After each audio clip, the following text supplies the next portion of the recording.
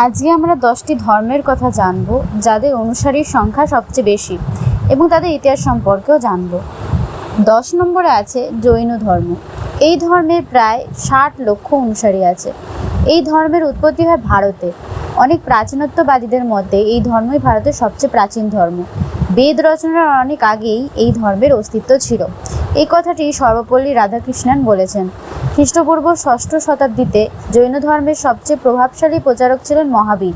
তিনি 24তম তীর্থঙ্কর ছিলেন। প্রথম তীর্থঙ্কর ছিলেন ঋষভনাথ। মহাবীরকে অনেক সময় জৈন ধর্মের প্রবর্তক বলে মনে করা হয়, কিন্তু জৈন ধর্ম তার আগে থেকেই প্রচলিত ছিল। এই ধর্মের পবিত্র গ্রন্থগুলিকে বলা হয় আগম। 9 বাহাই ধর্ম। এই ধর্মে প্রায় 70 লক্ষ অনুসারী আছে। এই ধর্ম একটি নতুন ধর্ম যা 19 শতকে পারস্যে অর্থাৎ বর্তমান ইরানে বাহাউল্লাহ কর্তৃক প্রতিষ্ঠিত হয়েছিল। মির্জা আলী মুহাম্মদ, যিনি বাব নামে পরিচিত, 1844 সালে নিজেকে ঈশ্বরের বার্তাবাহক বলে ঘোষণা করেছিলেন এবং বাবি আন্দোলন শুরু করেছিলেন। বাহাউল্লাহ বাবের একজন অনুসারী ছিলেন। 1863 সালে তিনি নিজের ঐশ্বরিক ক্ষমতা ঘোষণা করেন। বাব ও বাহাউল্লাহ উভয়ই তাদের এই বিশ্বাসের জন্য আর এগুলি বিষয়ে অনেককে শিক্ষা দেওয়ার জন্য অত্যাচারিত হয়েছিল। এই ধর্মের পবিত্র গ্রন্থ হল কিতাবি আকদাস। 8 নম্বরে আছে প্রেত চর্চা।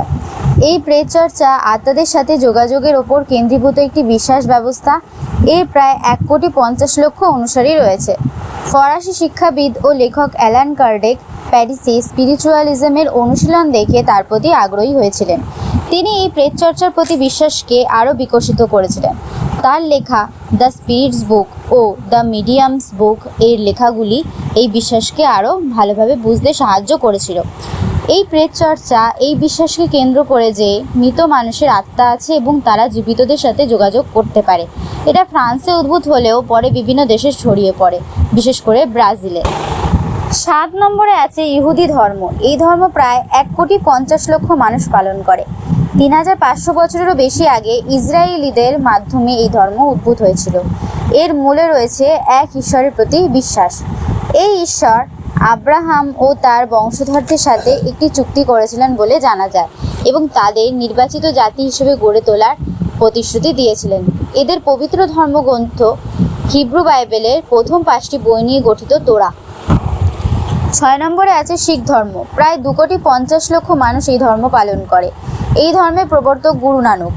তিনি 15 শতকে পাঞ্জাবে এই ধর্মের সূচনা করেন। ছেলেবেলা থেকেই তার জিজ্ঞাসু মনের পরিচয় পাওয়া যায়। শৈশবেই তিনি জানেউ নামে এক যজ্ঞসূত্র পরিধান করতে অস্বীকার করেছিলেন। তিনি বলেন যে রক্ষা কবচ হিসেবে তিনি ঈশ্বরের সত্য নামকেই হৃদয় ধারণ করতে চান। সুতো যেহেতু ছিঁড়ে যেতে পারে, নোংরা হতে পারে এবং পুড়ে যেতে অথবা হারিয়ে যেতে পারে, তাই সেটা কোনো নিরাপত্তা দিতে পারবে না। জানা যায় বিবি নানকি তার ভাইয়ের মধ্যে ঈশ্বরের আলোক দেখেছিলেন। তিনি গুরু নানকের প্রথম শিষ্যা। 5 চীনা লোক ধর্ম। এই ধর্মে প্রায় 40 কোটি অনুসারী রয়েছে। এই ধর্ম প্রায় 1600 থেকে 256 খ্রিস্টপূর্বাব্দ সময় থেকে বিকশিত হয়েছে। সেই সময় সাং ও ঝৌ রাজবংশের রাজত্ব ছিল। এই ধর্মে আত্মা এবং পূর্বপুরুষদের পূজা করা হয়। এই ধর্মে গণেশের মতো হাতির মাথা আছে এমন দেবতাকেও পূজা করা হয়। এছাড়াও দেবতাদের ছবি নিয়ে রথে শোভাযাত্রার সাথে সঙ্গীতজ্ঞ মন্ত্রোচ্চারণও আছে। তাওতে চীন বা লাওজি চীনের একটি ধ্রুপদী পাঠ্য। 4 নম্বর বৌদ্ধ ধর্ম। এই ধর্ম প্রায় 50 কোটি মানুষ পালন করে।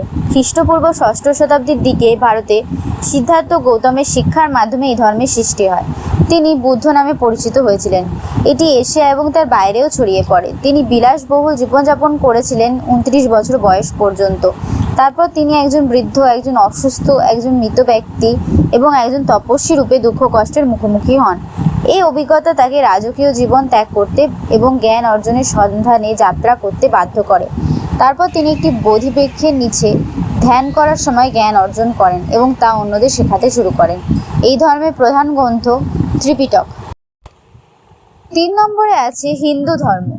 প্রায় 116 কোটি মানুষ এই ধর্ম পালন করে। হিন্দু ধর্ম প্রাচীন ধর্মের মধ্যে একটি। এই প্রাচীন নাম সনাতন ধর্ম। এই ধর্ম বেদের ওপর ভিত্তি করেই গড়ে উঠেছিল। বলা হয় যে আর্যরা খ্রিস্টপূর্ব 3000 থেকে 2500 অব্দের মধ্যে ইরান থেকে ভারতে প্রবেশ করে এই বেদ চর্চা শুরু করেছিল। হিন্দু নামটা আর্যদের আফগানেরা দিয়েছিল। হিন্দু কথাটা সিন্ধু নদের নাম থেকে এসছে। যেহেতু সনাতন ধর্মের সাধু সন্ন্যাসীরা সিন্ধু নদের তীরে থাকতো, তাই তাদের হিন্দু বলতো। তখনকার দিনে সমাজে সব কাজ বেদের মাধ্যমে চলতো। সেই সময় প্রধান দেবতা ছিল ইন্দ্র, বরুণ, অগ্নি ও সোম। তাদের যজ্ঞের মাধ্যমে পূজা করা হতো। তখন কোনো মূর্তি বা মন্দির ছিল না। যজ্ঞ আর বেদ পাঠের মাধ্যমে ঠাকুরের আরাধনা করা হতো। হিন্দু ধর্মের প্রধান পবিত্র ধর্মগ্রন্থ হলো বেদ। 2 নম্বরে আছে ইসলাম ধর্ম। এই ধর্মের 190 কোটি অনুসারী রয়েছে। এই ধর্মের সূচনা হয় সৌদি আরবের মক্কায় 7ম শতাব্দীতে নবী মুহাম্মদের মাধ্যমে।